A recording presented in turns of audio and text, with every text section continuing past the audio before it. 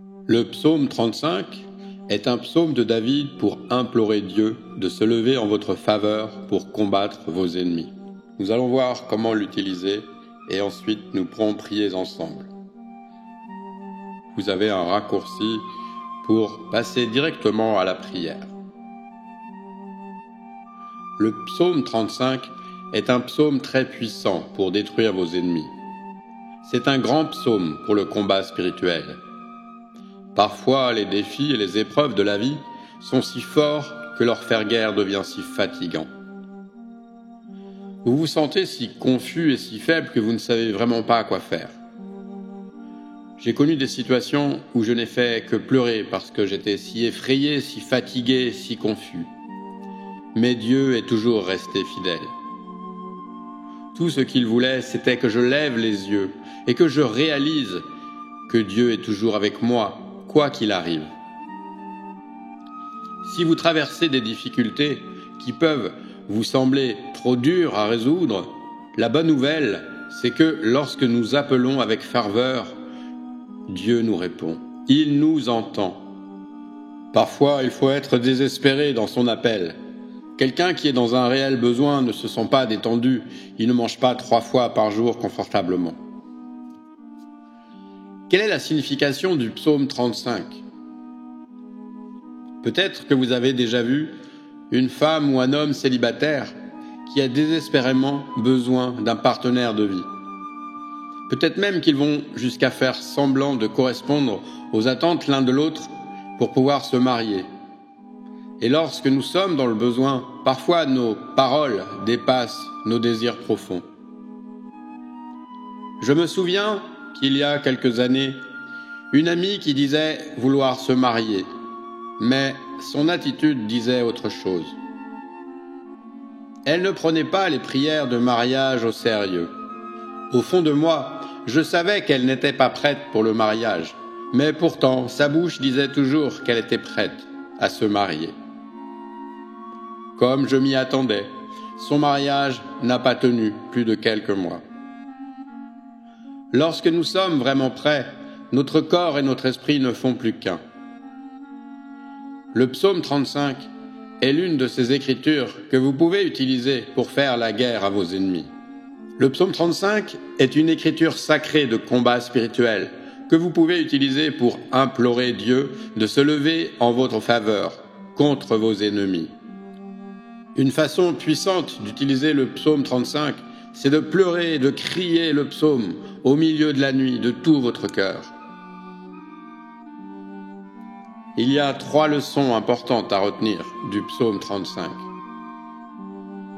La première, c'est qu'il existe réellement des batailles dans la vie.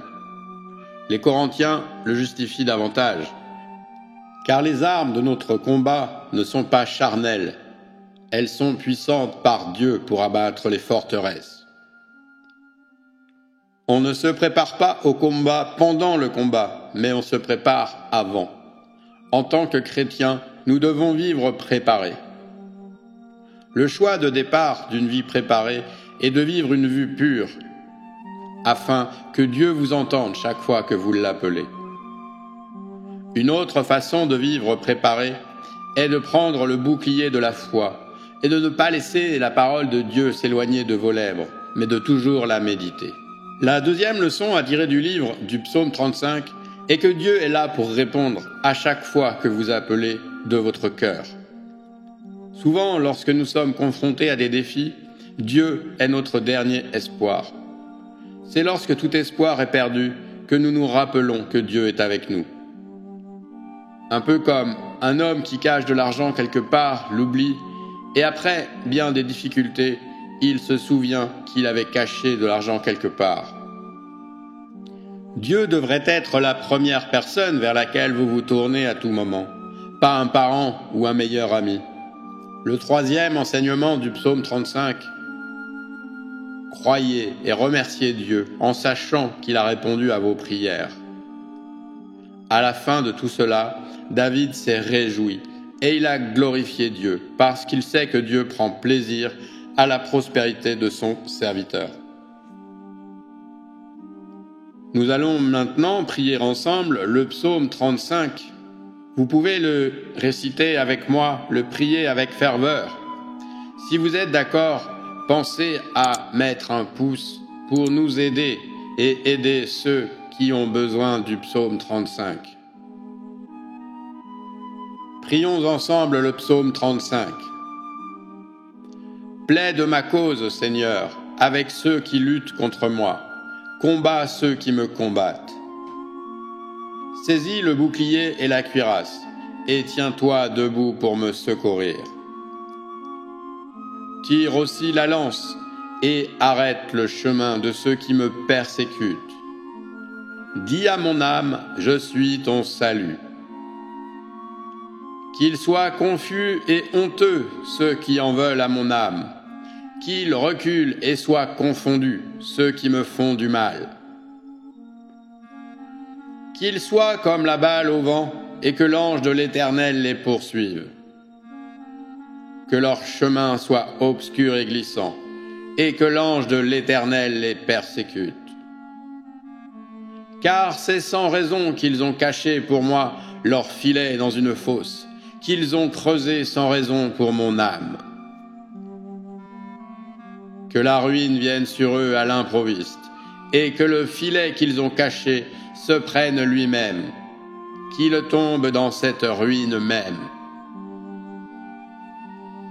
Et mon âme se réjouira en l'Éternel, elle se réjouira de son salut.